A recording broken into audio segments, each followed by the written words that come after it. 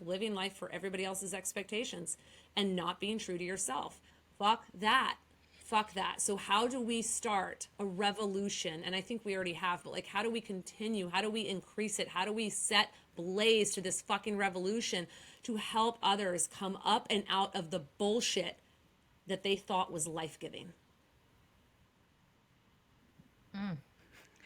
Bekah, you basically described Club Unhinged. Club Unhinged. We're back. Hello, everybody. Welcome back to the podcast. No one's letting you forget in the club. That is for fucking sure. Are you in lots and lots of pain? How bad is the pain? Fuck you fucking asshat. Having fun dancing in the floor. Number one, why am I calling you? Number two, you ruined everything.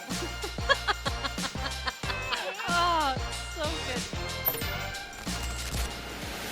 Oh shit! Christine Bano is introing today. How excited are you? You know, if I'm introing, there's a bad bitch. There's a bad bitch. There's a bad bitch three-way about to happen.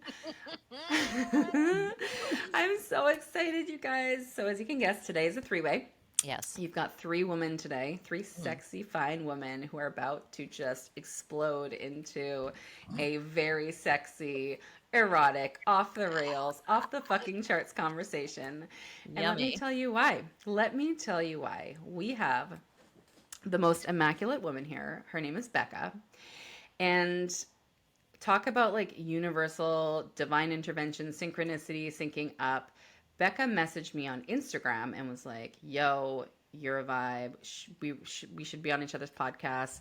I found you through the Kathy Heller podcast directory. I guess we were in a program together. But she's like, I actually found you through one of your Wednesday meme drops that Kelsey does, like for Club Unhinged, and that you guys are in. And she's like, so I actually found it because there was obviously the meme drops, as you guys know, are very unhinged. They're off the rails. They're like basically just joking and super offside. So she saw one of those. She was like, these are my people. So then she went and like found us. And then she somehow found that we were in a podcast course together. Universe and the stars aligned, and here we are. And basically the voice memos, you guys, have you seen that meme where it's like, if only God heard the messages and voice memos that we were sending to each other, we would be like burnt like so fast at the fucking stake.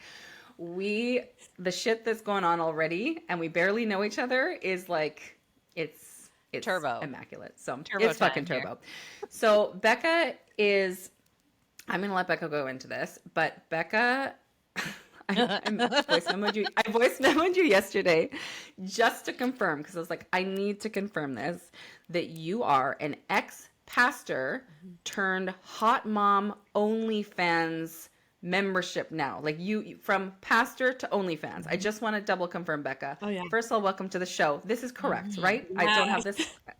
Thank you for the welcome to the show. Yes, that is 100% correct. 100%. Yeah. Oh my God, I'm so MILF, in effect, MILF right here. Oh, give it to us. Give it to us, Yeah. Mama. Give it to us. Absolutely. First of all, what you need to immediately do, everybody listening, is you need to go to the show notes and find her OnlyFans, because the description, Kelsey and I were both like, we are obsessed. This woman is legendary, because it's like that voice though, and like fucking MILF, and like from like ex-pastor. And I'm like, that to me is like, I'm already sold. Whatever you're selling, I'm in. I'm fucking hooked. I'm in. So all this to say is we have a very unconventional conversation today. We have Bekah. She's a fucking queen. Obviously, Kelsey's here. The three of us are just going to make sweet, sweet love with our conversation all day. And that's it. I love it. We're going to get into it. We're going to get into it. We're going to get into it. I love this.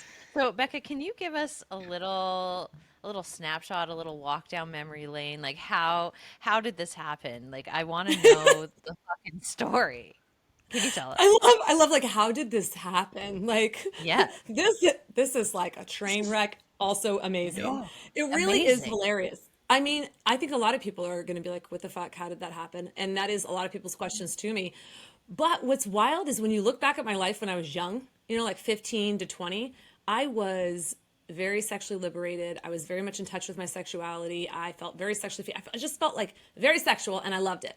And it felt good and it felt right. And then I had a lot of trauma, ended up in a really unhealthy relationship with a guy.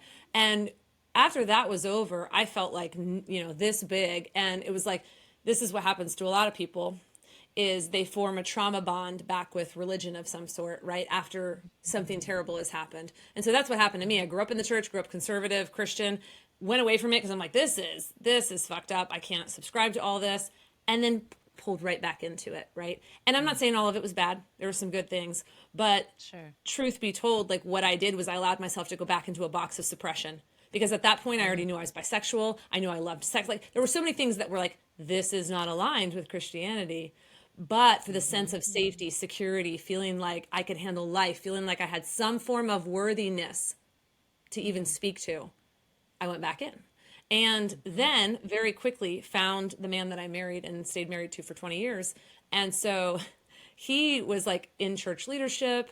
And it was like, oh, yeah, well, I'm a natural born leader. Like I've always been like, let's go. I know if nobody's going to take up the freaking mic and talk, like, let's go. Like, let's go. I'll do this. So that kind of just worked well with my natural gifting. So I went into ministry with him. We ended up pastoring in church. And 15 years I was in church ministry. 15 fucking years. And I would say that to some degree, I lived a pretty liberal Christian experience. I was more progressive. I was not like, real extreme in regards to the way some of the religious people are. But I still knew this doesn't feel right. There's still parts of me I feel like I have to shut down. It was like, that's too much. That's too much. I remember distinctly that at one point when I was getting into church ministry, the senior pastor said, Hold on. He said, everything just dropped. I'm dropped. Yeah, totally. I wasn't sure that it kept going. Yeah, like we I can cut can't this hear out right you up. in my headphones. Hold on. Oh, Sorry, Bekah. Me? We might have to start that again. Oh, no worries. Can you hear me still though? I can't. I'm just. yeah, I can hear you. Okay. Okay, Yeah, so so tell me. that is actually like the question everybody asks me, right? Like, how did this happen? How did you get from A to B? Especially because people see that as such an extreme change when you know what you know about religion, you know what you know about Christianity, and you certainly know what you know about being in fucking ministry. Like, okay, that's like the epitome of religion and Christianity. So I grew up conservative Christian, walked away from it for about 5 years, between about 15 and 20. I was like, I can't do this. I feel like I'm in a prison. I feel wrong about a lot of things in this, but I ended up in a 2-year relationship with a narcissist. And when that was over, I felt worthless. I felt like nothing. And I needed something. I didn't have a support system. I needed something to bring me home to some safety, right, in my body, which I didn't know at that point was safety in my body, but something. And the church is what provided that for me. So I went back to the only thing I knew that I felt like would give me that sense of what I was looking for. And lo and behold, ended up meeting the guy I ended up marrying for 20 years. And he was in the military at the time, got out and was like, yeah, I want to go into ministry.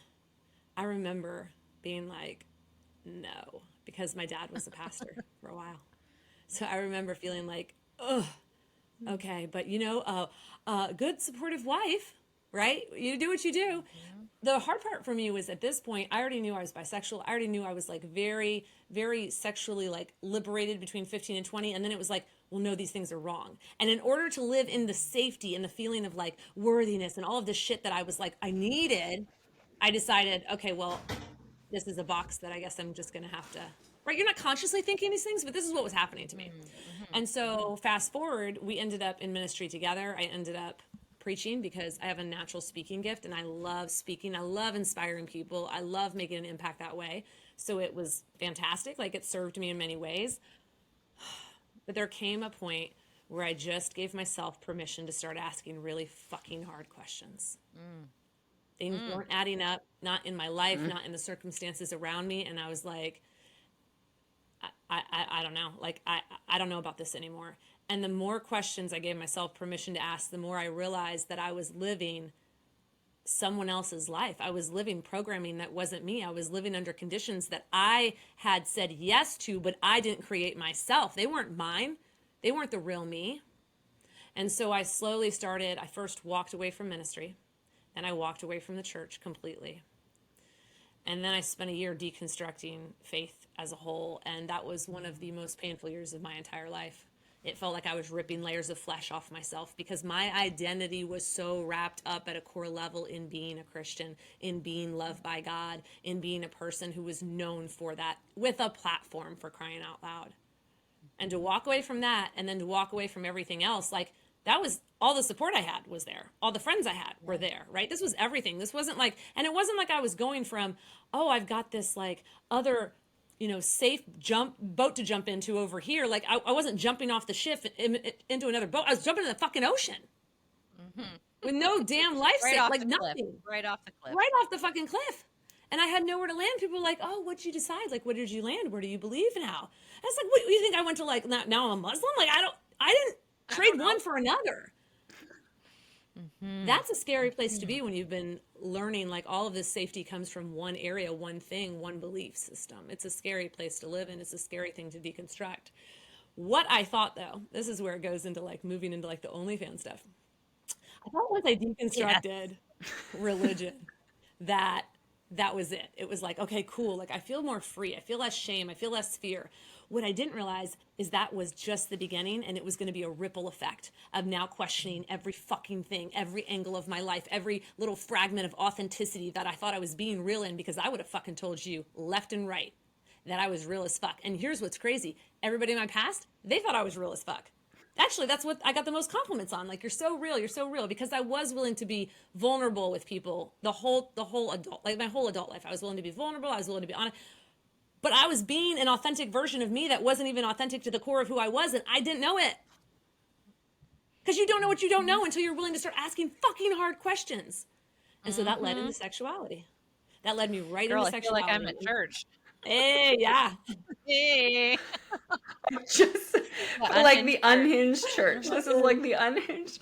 This is the unhinged. Bekah, I just want to say, when you speak, there's such fire. I mean, I can tell Kelsey and I, you probably can't see this. Yeah, you can't. But the conviction, and Kelsey and I are like back in our seats right now. I feel like I need some popcorn. I need I need an extra coffee going on.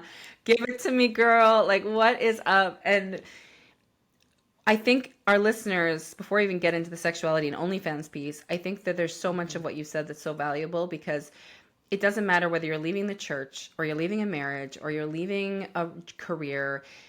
When we have our identity so wrapped up in those things, right, and we create a life around it, it is so confronting. And most people won't even ask the questions, and they will not even go there for 5 seconds. Their mind may take them there and be like, but what, is there a life outside of this? Are you happy? Is this true for you? Did you build this because it is real and true and it's inspiring you and you wake up every day excited? Or is this something that you found yourself in? And those questions are fucking scary. And most people don't ask themselves those questions. So it takes a fuck ton of courage and a lot of bravery to start to ask those and be willing to deconstruct what is so deeply rooted in identity and fear. And that unraveling process is so scary and it's so unknown. Like you said, it's most times when we have these epiphanies, these midlife crises, these holy fuck moments, we're just like, oh, this is really inconvenient. I don't want to look at this, right? And I work with a lot of people in transition, and it's a really fucking scary place to be because it requires you to go into the void. The void is terrifying for the nervous system, for the unknown, for everything. And most people are not willing to do. And I think this is why your experience is so inspiring. And this is why Kelsey and I lead lives like this as well, where we're willing to ask the big, bold, brave questions, because we're not settling. We're not willing to just say like, okay, I'll have this mediocre life. Like when I get to the end, I want that fucking grandma sitting in the rocking chair to be like, bitch, let me fucking tell I got you a story the ride that for I just you. went on. Do I got a fucking story for you, baby? And let me go, because I am not dying with regrets. I am not going to be that, like, dying with my music still in me, as Wayne Dyer would say. Like, I am here to rip shit up, and it is. And I think that having more of these conversations is really important, because this is what inspires others and gives those permission slips to see other people who have made the leap and have made it not only out of the water, but they're on the fucking little island over there in paradise, little spicy margarita, having a fucking, like, getting rub downs, like all sorts of shit, right? Yeah. Like, Oh, that's beautiful. Anyways, I just want to name that That's because I think beautiful. it's so And I important. love the picture of like being on the island and just like, no, that's you, that's you, that's your life. That's like what you really want. And what's wild is I think people get caught up in the idea that that life only exists with shame attached to it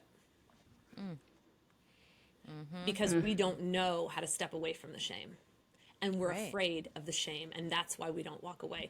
Everything feels so familiar. It's like, yeah, it sucks, but also like, could be worse. Good God. Is that not like the motto we grew up in? Like, well, it could be worse. You just need to be grateful.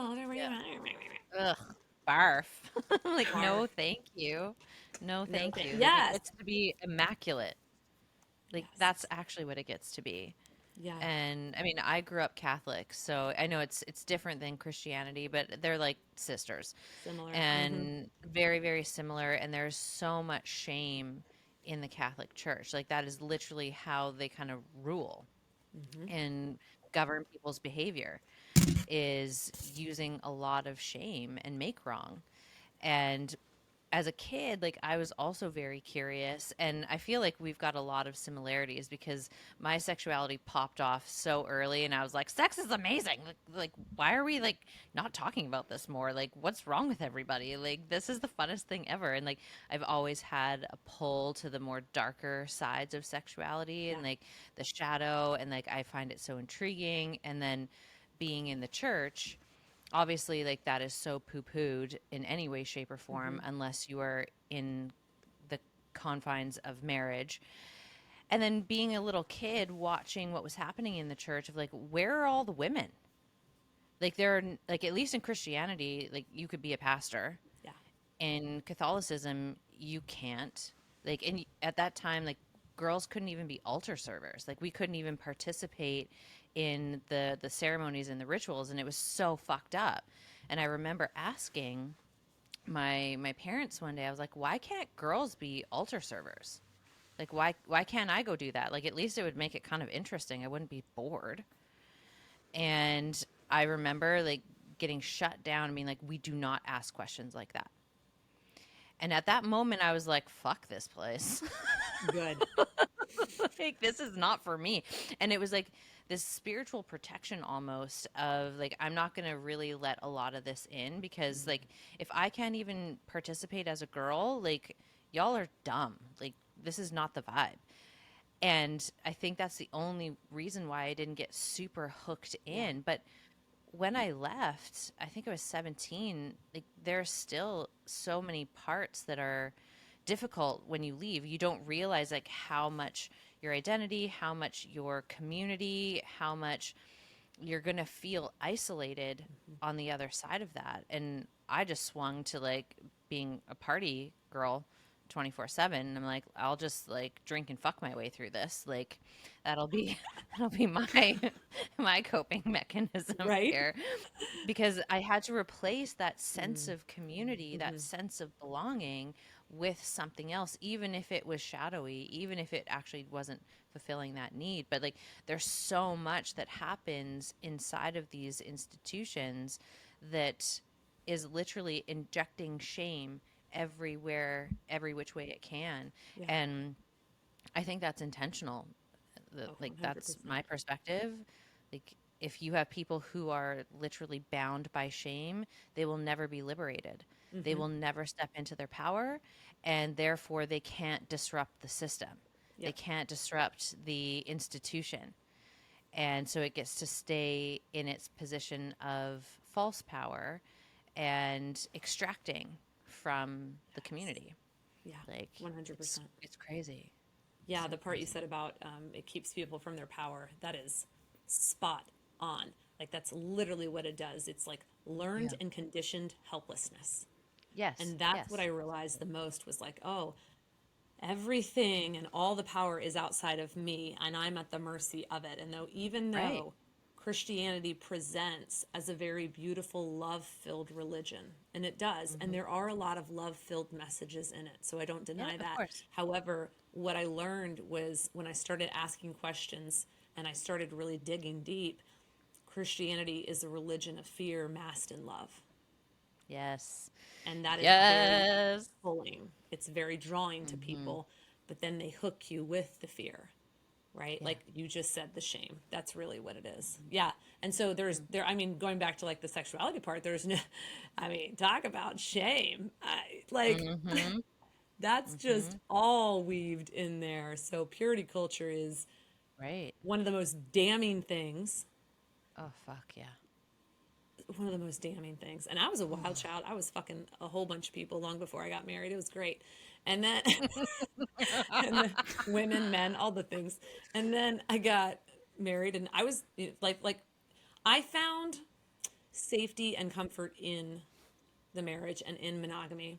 I had a good marriage. Nothing about it was like, oh my God, this is bad and abusive and all that stuff. So it wasn't like that. But once I deconstructed my faith, I started being really honest with him about like, okay, here's the deal. Now I'm not feeling shame around sexuality anymore. And I'm wildly bisexual, and I've been suppressing this shit forever. I mean, literally, when we have sex, I think about tits in my face all the time. Like, when do I get tits in my face? Like, just being, I like, this is just like the truth. Just being honest. I literally had this conversation, and he was like, okay. Because he had deconstructed a bit too. And he was like, well, like, let's see how we can play this out. So we ended up kind of opening up our marriage, trying different things. And also, even before that, I had been wrestling with this idea of not wanting to be married anymore. That I tried to avoid that because the societal pressure, this wasn't about religion for me. This was about like, oh my God, like he's a good man. Everyone will think I'm fucking crazy. Like, why would I do that? This will create like more financial strain on the both of us. And like our kids, well, will they, like we have 3 kids, like all of those questions, but I was honest with him. I told him this like 6 months before we went into moving into some lifestyle stuff. And I just told him, I was like, this has just been on my mind. I just want to be honest with you. This is what I'm thinking about. And that was a hard conversation, but we kind of put it on the shelf because I didn't know what I wanted, didn't know what I was thinking. I was just like, this is just happening. Moved into lifestyle, had some sexy fun, different things progressed, and that kept coming back to me. And it wasn't that I wanted to be with someone else. I literally did not feel like marriage felt aligned for my soul anymore, period, ever again. Like I wanted to be alone. I wanted to like live alone, be my own person. Yeah, have relationships or situationships or partners or whatever, but like I don't even want to fucking cohabitate. This bitch wants to not fucking sleep in the same bed almost ever again. Maybe like every now and then somebody spends a night. That's A it. slumber party, yeah. Slumber parties. So that developed, and last year, almost this time last year, I ended up making a decision and letting them know that I didn't want to stay married anymore. And that was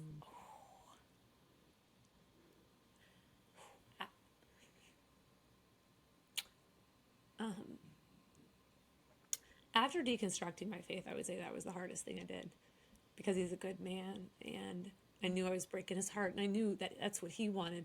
But what you have to hold on to is like, I could stay married because it wouldn't be a problem. And also I would be out of integrity with myself the rest of my life. And you know what that would do? That would create resentment long term. And his life would not be as good as it could be either, because he would be married to someone who's resentful of him for feeling like they have to stay committed to something that feels out of integrity at the soul level. So I had to get really honest about the fact that it wasn't fair to him either. Even though it felt like I was doing him a disservice, the reality of it is I was freeing him as well. Yeah. And so it's been, it took several months for that to kind of ground in, but now he's like grounded into it, and it feels really good, and we're really good friends, and things feel really healthy and alive in that area in a way that feels in integrity versus for the sake of, or for this or for that. And our kids are all fine with it. I don't think divorce is what traumatizes children. I think it's the way it's handled. 100%. 100%. And I really think that, like, same. I got goosies. And I really feel like the final act of love Goosies. is often saying goodbye. Whether we're saying goodbye by death or by choice, it's always an act of love to say goodbye if that's what's true for the relational container. Like, so many people don't do relationships in a way where they're serving the relational container, and in order to serve the relational container, you have to be both in integrity with your soul. And a lot of people are abandoning their soul to stay.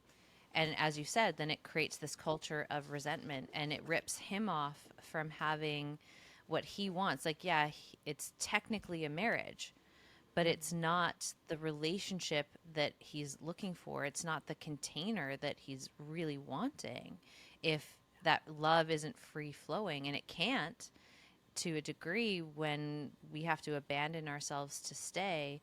And but again, like, these are narratives around love that I grew up picking up from the church. And like, there were so many narratives about abandoning yourself, and that's what you call love. Yeah. And like, you stay no matter what. And I'm like, Yeah. that's a no for me. It's a fuck no. It's actually disgusting fuck to no. me how Yeah. it's society perpetuates this, because culture perpetuates this, because marriage is put on this pedestal. It's put on this pedestal of the thing that you should want and long for and experience. And it's like, Aspire I'm to. sorry, can we look at the fucking statistics first of all? This should be like the pivotal thing we want in life, when the statistics show like almost 60% now are divorced. Like, I hate that it's put on the pedestal above the individual.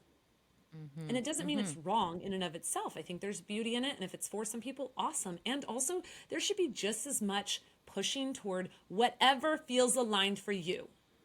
Yes. Not what looks picture perfect to your fucking parents or the church or the goddamn people around you. No, like, what's aligned for you. This is why I've told all my kids, I'm like, you can get married, you can not get married. You can freaking have kids, you can not have kids. You can go to college, you cannot go to college. I'm gonna love you the same. I'm not gonna give two fucks. You know what I care about? I care about you finding you, knowing you, loving the fuck out of yourself, and deciding how your life gets to go based on that alone. That's what I care about. Everything else, bullshit. Yes. Fuck yes. Fuck yes. Take us to church. Mic drop, Bekah. So good. So much. I love that you got emotional there. I mean, watching, and I don't know if the listeners caught that, but like, just watching you and seeing your passion, your integrity with yourself, and just your story is so moving. And I think that I mean, I've struggled with this as well. When I first, I'm just finishing a divorce right now, and there was many times and many years that I stayed in relationship because I had young babies, and there's so much noise out there around staying for the kids, what's best for the kids. And it was a very fleeting thought, because I have unsubscribed from a lot of traditional narratives, the way I parent, the way I run my life, my business. And I don't know. I think society is just really, there's a lot of pressure, and I see a lot of people who are unhappy, and I see a lot of really shitty times where it's like, oh, they're just bitching about their partner and they're not taking any action because they truly do believe that they're in the like, this is what marriage looks like. And what I'm really loving right now is I'm seeing more and more of this, more people unsubscribing, not necessarily from marriage. Some are, and that's okay too. I think whatever is good for you and whatever feels, like you said, true and aligned, but unsubscribing from the traditional narrative of what that means and looks like. And I think that's really fucking beautiful, because for some people, they're in open relationships. For some people, they're married, like, and they have a boyfriend or a girlfriend, right? Some people are married and they live in separate bedrooms, and like, they travel separately. Like, I think what's really cool right now is people are setting up their lives in a way that makes sense for them. And I'm seeing this more and more. And I know we have a very long way to go, but I think, again, having those honest conversations heading into relationships around, this is what a successful relationship would look like to me. And this is what feels most true and authentic. And I think having more and more of those conversations is going to set us up for a much like happier, healthier communities, relationships, and kids in all areas. And I knew from the very start, like, I wasn't in a thriving marriage, and there was a lot of dysfunction. And I looked at like my part in that, and I got really squeaky clean with it all, and was like, this is how I, co-created that dynamic. But you better fucking believe I'm not going to stay in a marriage where my girls are watching a loveless, their parents not hugging, not kissing, not being really kind. Like, I am not going to set my girls up for that. I want my girls to watch, if there's a man in my life, I want the girls to watch like connection and intimacy and kisses and hugs, and like, because I don't want them downloading that blueprint that love is isolation, love is coldness, like I don't want any of that, right? So like I had to make that choice, and it was a really scary choice. It went against everything, and you know, luckily my support network knows to keep the fuck out of my business. And I'm so confident with my choices that they don't really challenge me on them anymore. But I know for a lot of people would say, like, is that the right thing to do? Why did you do that? I don't understand. You guys seem like such a good couple. And we never know what's going on in people's relationships. And things may look great from the outside. We never know what's going on inside. And I think we have to create more spaciousness to have honest conversations like this. Even if something's not awful, you're still allowed to leave. You're still allowed to want more for yourself. Like, we don't want to settle. We want that, like, we want that deep in your bones. Fuck yes, love. And I truly think it's out there. I really do. I think for all of us, for each individual, I think it's out there. And, you know, we get into relationships with people when we're really young often, and we are two very immature young people trying to find ourselves. And I think that as we grow older, relationships either grow together and they thrive and each person uncovers more about themselves, or you grow apart and each one is perfect and fine. Absolutely. Yeah. And I think you hit on something really, really powerful that I'm still working through and still evolving into, which is this idea of being misunderstood. I saw Jay Shetty was interviewed at one point, and he was interviewed and asked, what's one thing that you do or you're okay with that most people are not okay with, like now, like in the way that you've grown? And he said, being misunderstood. I'm okay with being misunderstood. And I think that we think, and I still do struggle with this at times, but I've grown so much in it.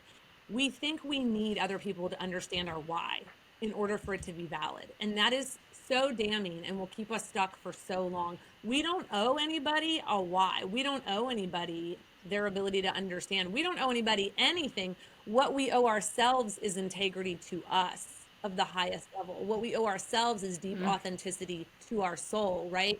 So when we can really grasp that and like hold on to that at a very core level, and we keep practicing that in little ways, it ends up allowing us to be like, no, like that is ultimate freedom. That's fucking ultimate freedom. Oh, fuck me. That is like, oh man. And growing up, being misunderstood was one of the most painful things for me, because I was a little off the rails. I was like super creative. I was always making up shit. Like I was, you know, and that I was really shunned for that because it was just different. And now understanding myself as a manifestor in human design and all these pieces, there's been a lot of coming home to that. But I think when we can come into contact with our why and be at peace with that and give ourselves that permission slip, and to understand, the more I've understood that I don't need other people to understand me, and I don't need that for my safety anymore. The choices that I can make in relationship, in my life, in my business, there is so much fucking liberation that comes from that, because I'm not constantly like, oh, well, will this person understand why I'm dating this person? Will this person understand why I make these business decisions? Will this business, because our minds are like calculating all the time. Does this make sense? Is this going to be an approval? Are people going to like this or not?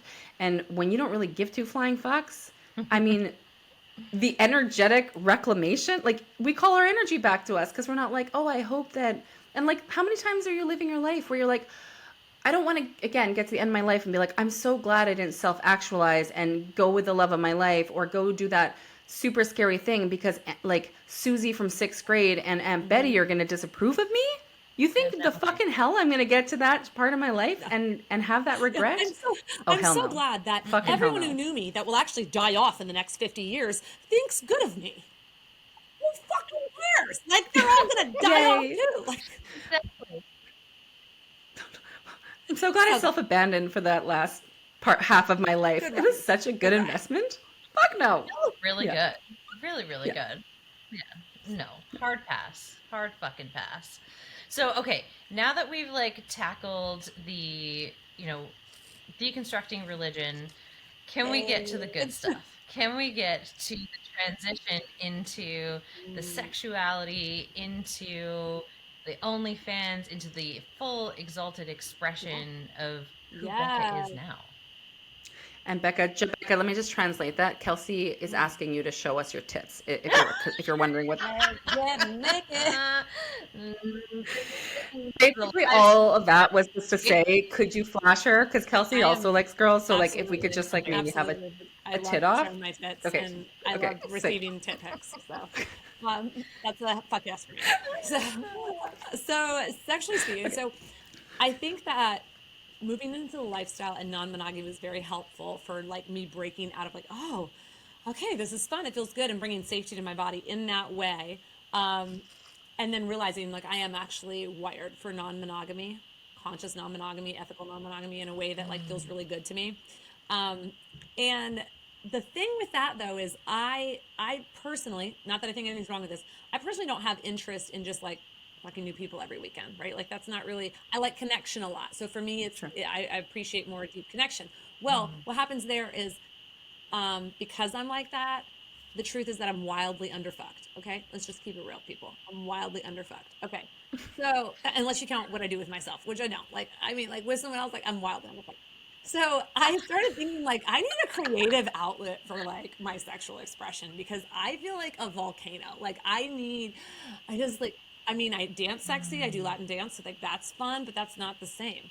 And I had been dabbling with this idea of OnlyFans for a while and feeling like, oh, I don't know, like that's really vulnerable too. It's not just about the freedom to do it, it's also about the exposure to wild amounts of strangers, right? So like it's vulnerable and it feels a little unsafe. And so I just started thinking more about it. I'm like, you know what? I can make it my own though. I can do whatever the fuck I want on it. It's my platform. And so it doesn't have to look like everyone else is out there. So if that was true, I always ask myself, like, if I wasn't afraid, what would I do? Like, if nobody would be mad at me, what would I do? If I could make it my own, what would I do? If it was already wildly successful, like, what would I do now? And when I started asking those, I'm like, I'm gonna fucking do this. I'm gonna fucking do it. So I literally just launched it like 2 days ago, 2 fucking days ago, for the first time. Oh my Yeah, God. So amazing. I put up like 6 sexy photos. I put up a couple of videos, and I'm like, we're just gonna on ramp it. We're just gonna like slowly move into it. And I have a list of ideas of things I want to do to get on, do little lives, and it's not. My platform is not like just you get on there and it's like a porno. I don't think anything's wrong with that either. And also, that just didn't feel true to me because I value, again, the connection and the humanity of people and the relational idea of it. So I want to do like mindset videos, like encouraging shit. I want to get on there and do sex education. I want to talk. I want to like strip and do sex education, like make it fun and playful and all of that, but like make it my own. And it has just felt so fun. There's just been like this energy of fun about it. And here's what's wild. The amount of people that you can see who sees your story. I only put it on my story. Hundreds of people saw my story, and so many people from the church that knew me as a pastor. They still follow me. Like they're like kind of obsessed with me. It's actually pretty funny. I'm always because I don't look at their shit. I don't care. But I'm always intrigued by the people who are still very much in it. But they're like, if you could see me right now, my eyes are like big, bug-eyed, like, oh my God, what's happening with her? And they're just waiting for like, and I'm like, go ahead and look. Because I know that you're like sexually suppressed. You're just like, you can live vicariously through me and judge me at the same time. I don't give 2 fucks. Like it doesn't bother me at all. I love it. It feels very freeing. I love being naked. I love being sexual. I just love it. It just feels like me. It feels like integrity to me. For someone else, it's not. For me, it is. And I think that the thing that pushes the hardest against it is like this idea of whorephobia. You guys heard that term? Where it's like basically No. yeah, But there's I like want to. constructs of the way women should act and should be, and like why do we wear bras, right? And again, I don't care if people wear bras and I wear bras, but like what, our nipples are not okay to show, but a man's nipples are okay, like all of these things that are, but then women, unfortunately, women can like keep that going too with like, oh God, why does she do that or dress that way or look that way? And it's like, here's what it comes down to. This is it. This wraps up the whole reason I do OnlyFans. Because of personal autonomy. I can do whatever the fuck I want with my body, whenever I want, with whomever I want, if it's consensual, as long as it's consensual. And nobody else has any right to say shit about it. And again, this again is like that Yes. authentic freedom, living into like, I'm not going to give two fucks. It doesn't mean my brain doesn't offer me some of those things occasionally, like, oh, you should care. And it's like, oh yeah, I remember you, old story. You tried to serve me and keep me safe. Thank you so much. Bless and release. Like, this is who I am. This is the bad bitch I am now. And this feels way better. Fuck yes. Let's go. Oh, I'm so obsessed. And I love that you're making it your own. I think that's really important to highlight, is that it can look however you want it to look, and that can evolve and shift and change over time. Um, but to do it in such an authentic way to yourself and your spirit, I feel is just such a beautiful message for everyone listening to take in and consider. You know, whether it's an OnlyFans or whether it's you want to, you know, go travel the world, or, you know, design a new type of relationship that the world is not going to give you permission to do. So you have to give yourself permission to do it.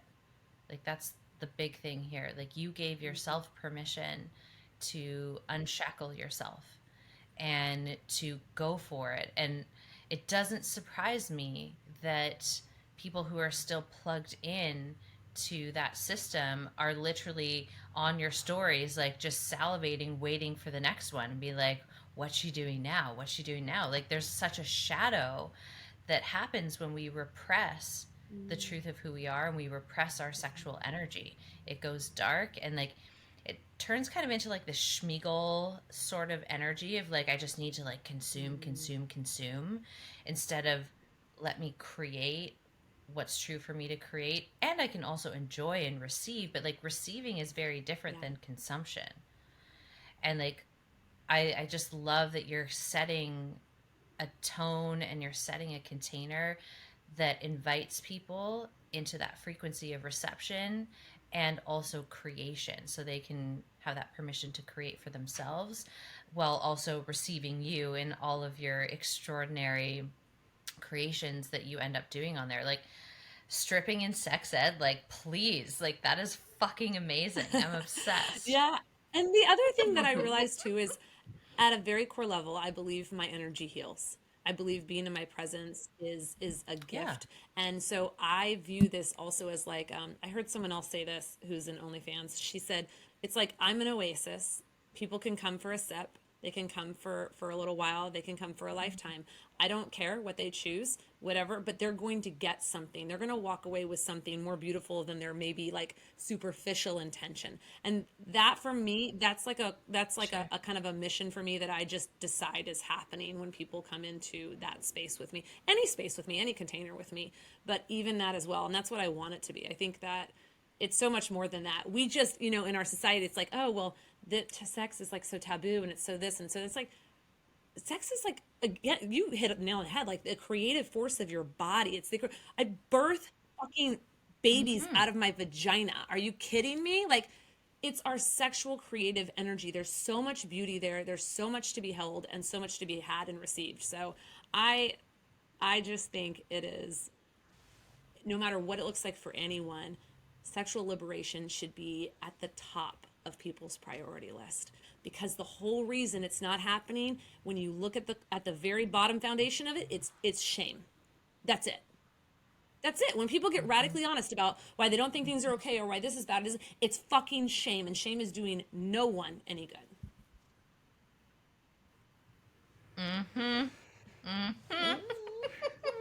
So many zingers coming out of you today. I'm obsessed. I know. We could just like literally take clips. We should just clip all these like fucking zingers of her on a mission. Yeah. Bekah, I want to ask you something. Have you ever been concerned, because I'm sure people listening are you know, potentially wondering this. Have you ever been concerned about having 3 kids and having an OnlyFans? Like, have you ever thought, you know, what if, you know, some high school kid, you know, I'm just curious, because I'm sure some people might be thinking that, right? Like, how does that impact your kids? Or, because I'm sure that there's lots of people who want to write books or be on OnlyFans or whatever it is, but there's like a fear of like, what if my parents find out? What if my kids, it impacts them? Like, how? Yeah, so I'll start with the parents, since you hit on that. I actually don't give 2 fucks. So that's the answer to that. I think I already disappointed them enough by walking away from ministry. I think that felt like the only time in my life they were proud of me. So I don't care if they find out. They probably won't find out, but someone might reach out to them and tell them. Who knows? My kids, I care very much about whatever's going on in their life and that I may be impacting it negatively in some way. So the ages of my children are though 19, 18, and 13. So I do have the benefit of having a little bit older children. My 19-year-old is actually, she is one of my biggest hype girls. She knows I have an OnlyFans. She's like, fuck yes, mom, you do you. She is wildly liberal, feminist at heart, and she has no interest in doing OnlyFans. So it's not like I'm like trying to convince her she should do this. She's like, no, I don't want to do that, but I think it's amazing you do it. I love your sexual liberation. I love all your liberation. She has watched me go through this entire transformation for the past 5 years, and she's like, hell yes. My son is the next child. He's 18. So he is aware of a lot of different things about me because, again, I'm very vulnerable with my kids too. What I did with both of the two kids, older kids, is I went through the phone and I said, show me all your let's look at all the mutual friends we have. And I'm going to get rid of all of yours that are following me on my Instagram account, on my story. Just because, and I think some of them for my daughter, she probably wouldn't care, but I think for me, it was like, you know what, like I'd rather them not see it. Now, can they possibly see it and will they possibly say something? Yes. And that's why I made them aware. And I talked to my son and I said, I need to do this. Right. And this is this is literally when I laid it on him. It was 2 weeks ago. I was like, we're going through this because I'm going to start an OnlyFans. And he goes, oh, okay. I was like, I said, that's your response? He's like, yeah, I don't care what you do. That's your business. And I said, okay. I said, well, I want to prepare you in the event that someone now or in your future finds out and they're looking at it. Like, do you feel comfortable about a response to them? And he's like, yeah. I'd be like, why are you looking at that stuff? Why are you looking at my mom? Who's the weird one here?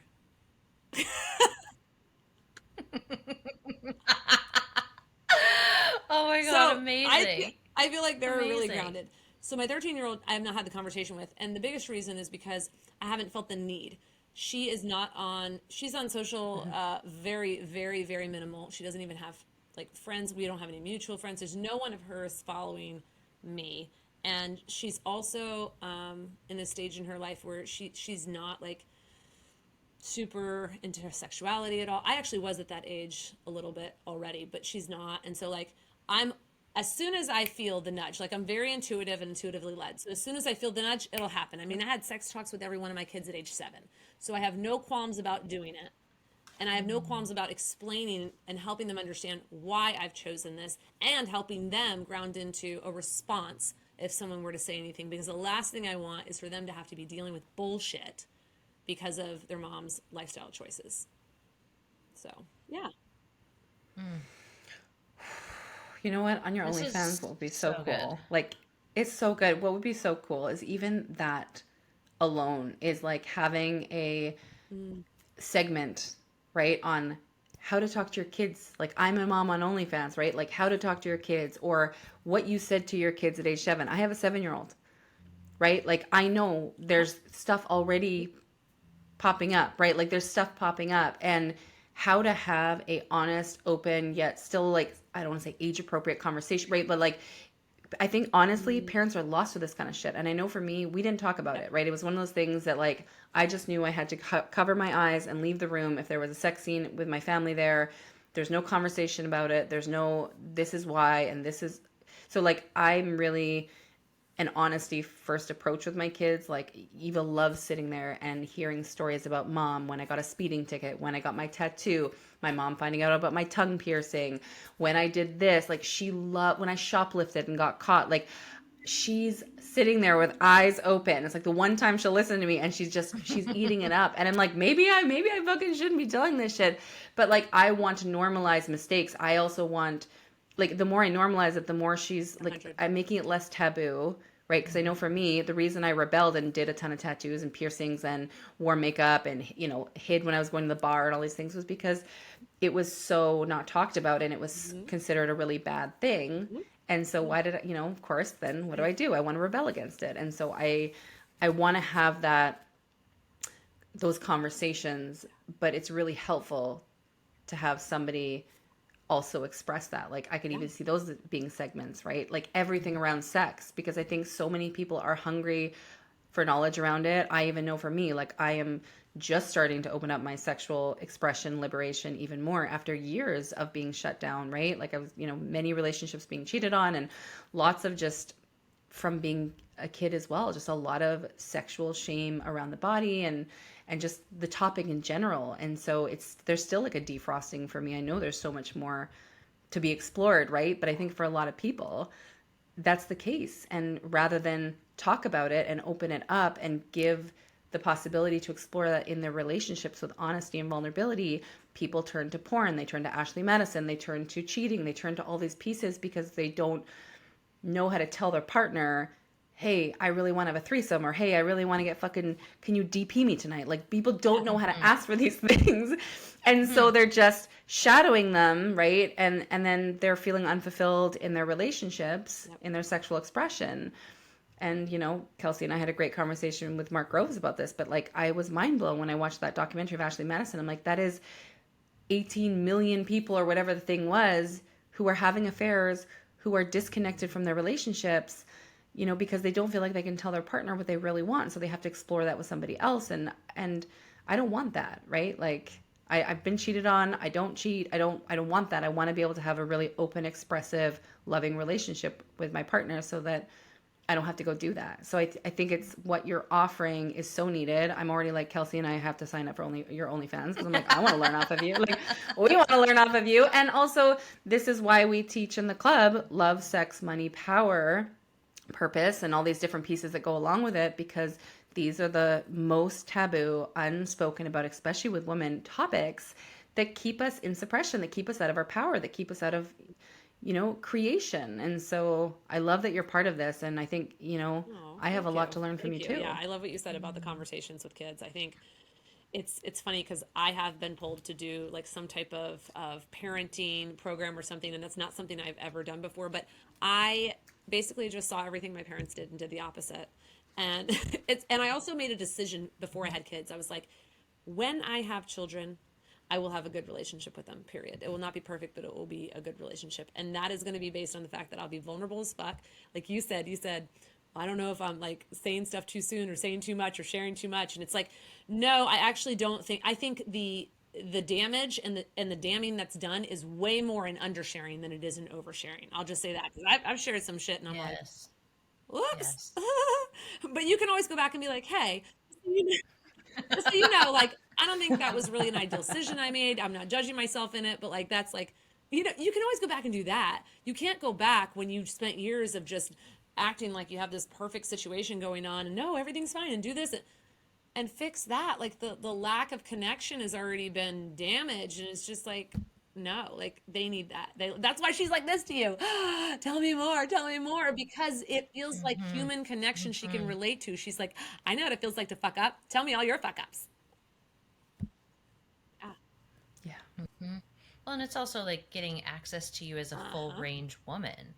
Like I don't have kids, but I have a niece and nephew, and it's more my niece who is also very similar to Christine's daughter of like, oh, tell me, like, Auntie, tell me when you got your tongue pierced, or like, even when my nephew hurt himself when I was back this last trip, and he was like, Auntie, tell me about the time that you injured your neck, and like they just want to know these elements about being human.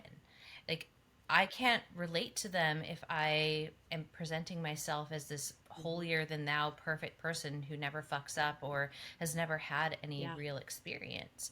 But like when I can relate to them, and what's happening in his 7-year-old self or what's happening in her 10-year-old self, and make it, applicable to the audience, but like I can still relate on those levels, it changes everything. And what I loved so much when you were sharing, like I got the transmission of what it feels like to have the sex talk without shame.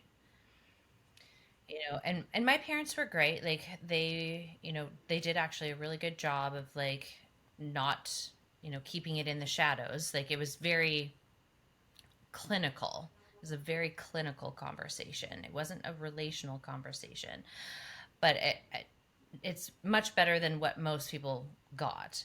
And also now being so in my body, I can feel like how much shame was still coded in there for them. And then when you just transmitted what you transmitted, I'm like, oh, that was so clean. That was literally completely de-shamed. And well, it's been decades since the sex talk for me. That was still very healing for me to receive your transmission of that. And I'm sure anyone who is listening who also just received that, it gave them a new template. And even if it's just the template for themselves and they can start rewriting uh, that original conversation that they had with their parents, or the fact that they didn't get one and you just gave them one. And I just think that's so Thank fucking you. beautiful. And I'm Thank you obsessed. so I love much. it. I love that. It's beautiful.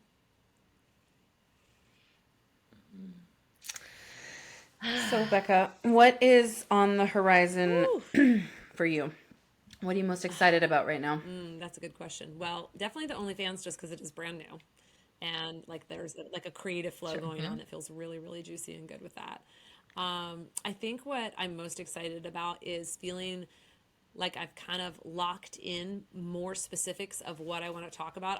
I was a preacher obviously for 15 years. I got out and I've done speaking several times since then, but it's all been a little bit buttoned up, if you will, right? Like talking on self leadership, things I'm passionate about, personal development topics, but not like this like unleashed version of myself, sharing my story and like kind of you said like the transmission of like inspiring because I'm an activator. I activate the fuck out of people. That's one of my strongest gifts. So allowing myself to do that in a way that feels more aligned with what I'm called to do in this deep version of authenticity and sexual liberation, just liberation as a whole, right? Because even my podcast, the whole idea of it is okay, how did you walk away from societal, cultural, religious norms? How did you stay true to you? How did you deconstruct all that stuff? And like what was the cost and what courage did it take and where are you now? And it just comes from the number one regret of the dying, which you hit on earlier, Christine, which is like living life for everybody else's expectations and not being true to yourself. Fuck that. Fuck that. So how do we start a revolution? And I think we already have, but like how do we continue? How do we increase it? How do we set blaze to this fucking revolution to help others come up and out of the bullshit that they thought was life-giving? Bekah, you basically described Club Unhinged. Club Unhinged. I was like, can we just take that, Kels, and we'll just use that as all of our marketing. We'll just totally Becca's our spokeswoman. Becca's the spokeswoman who just literally sold. I mean, you and I are good, but that was like fucking. I was like, let's just go back and So good. So we'll take so all good. that. Yeah, we're so into it. Okay, so I feel like this is a natural place to kind of complete. Yeah. It also, like, it's so good. We want to digest that. And we are going to obviously have Bekah back in the studio because that was a fucking You vibe. know what happened? And This dry okay. is It's like okay. Sometimes deleted. I'm like, these I things did. happen. Oh, what was that? You're back. You're back. She dropped off for a second, but she's back. And we were just She's saying, back. like, this feels like a beautiful like place to kind of wrap up the conversation. Like that is such a high note to end on, and I want people to be able to sit and digest that. And Bekah, let us know like where can people find you? Like we're obviously going to put it in the show notes, but if they want to like get on the internet right now and find you, what are the best places to do Yeah, that? Instagram and Facebook are probably the best. My name is spelled uniquely, so definitely check that out with the K. But Bekah Slider is the handle for Facebook and Instagram. The nice thing is I'm pretty much the only Bekah Slider, so the uniqueness Oh, helps. amazing. So you're easy to find. Easy to It find. does. It really does. I have a website Beautiful. with my formal name, RebeccaSlider.com. And then even on OnlyFans, because I ain't hiding shit. It's literally Bekah Slider. Yeah, Yes, it is. Yes, it is. yeah. Oh my gosh, I love this. And if you were gonna leave everyone with like one last nugget, one last zinger, one last transmission from your heart to theirs, what would you want to say to them today? Stop looking for the world to accept you before you accept you. I think the most important journey we take is going back home to ourselves and finding ourselves. And we want that validation from the external. And it's like, if you're waiting for that, you will wait the rest of your life. You will fragment yourself the rest of your life. You will box yourself in the rest of your life. Decide now you're enough. You get to be enough, and you get to step into that without anybody else's permission except your own. Fuck yeah. Mic drop. So good. Bekah, you are so on fire. I cannot wait to meet you in person. We've already been talking about like Club Unhinged experiences and, you know, in-person ones. And yeah, it's just, you're such a fucking vibe. And you just stand for, you're just such a beacon of light, I think, for so many humans in general. I was going to say woman, but honestly, it's just humanity. Like, I think you really do stand. And I think your self-acceptance, your self-love, your like you and you being intimate and at one with each other is the transformation for other people as well, because you have such a rock solid certainty in you that when you can tell when people are around you, they're just going to like, they're just coming back to wholeness, even being in your energy. Thank you for saying that. You know? Yeah. It's like, I think people are going to calibrate to you, right? To your energy and to being in the pocket with you. And it's just such a gift when you meet somebody who is so unapologetically themselves. And this is what Kelsey and I, you know, daily aim for, is that like, how can I be more me today? How can I be 2% more me today? How can I say something really vulnerable that I would never usually say? Because every time we do that, we're investing and depositing back into our authenticity, back into truth. And when you do that moment by moment, even with the discomfort, you all of a sudden find yourself living a really fucking epic life. Like, I was driving the other day and I'm like, I'm genuinely happy. I'm driving. I have nothing right now out in my outside circumstances, stimulus right now as I'm driving that's like making me happy. And I'm fucking inside, internally, just like happy, smiling, beaming. And it's contagious. The amount of people who walk up to me and are like, there's something about you. You look so different. You look gorgeous today. You look this. And I'm like, it's because there's like an inner light. There's that inner fire. There's that inner magnetism that is cultivated not through outside circumstance or something going well or not well. It's just sort of like who you are. And I think that really does come from being authentic and really coming home to who you are. And every time you deposit into that, I really do believe that life just keeps getting better and better. Amen. So true. Yes. Well, we are going to wrap it there, friends. And it's been an extraordinary conversation here today. And if you are enjoying the podcast, obviously, please like, subscribe, rate it, share it. Let us know what you're taking away from today. We'd love, love, love to hear that. And we'll be back next week with something else. Who knows? Who knows what it'll be, but it'll be great. Okay, that's it. And if you are so in love with Bekah, like we are, obviously you are, go to the show notes, go give her a follow, go stay in her world. She's so immaculate, and we are thrilled to have her in ours. And we will talk to you all very soon. Bye, friends. All in all, we want to say thank you for being here. We love and appreciate you so much. And if you liked today, give us a 5-star rating, and we'll see you next week. And share it. If you know somebody who needs this in their life, share this shit. Abundance goes round and round. We love you. We love you. Bye.